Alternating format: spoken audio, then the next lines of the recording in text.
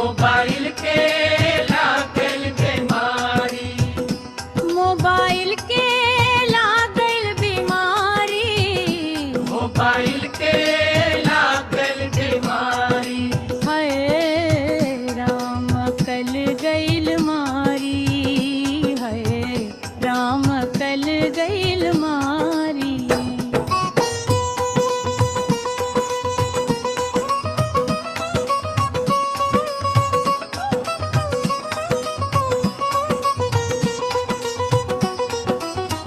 सासू त सोचली बहुरिया खाना बनावे,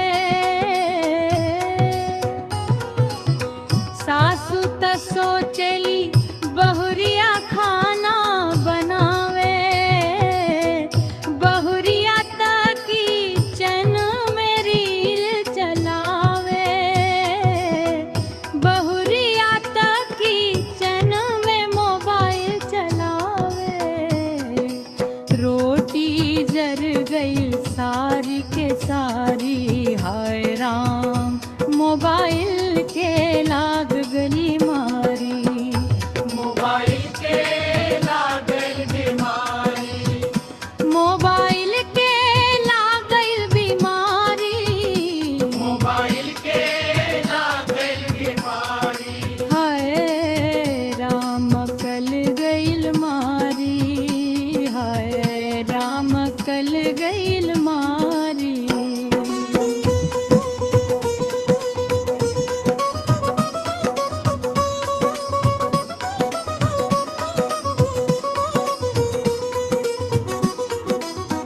सासू त सोचली बहुरिया बरखान धोवे,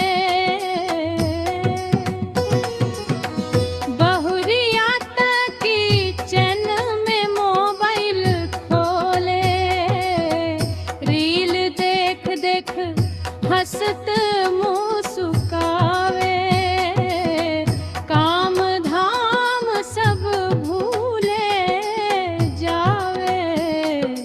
सिंक भर गईल बर्तन भारी, हाय राम मोबाइल के लागल बीमारी।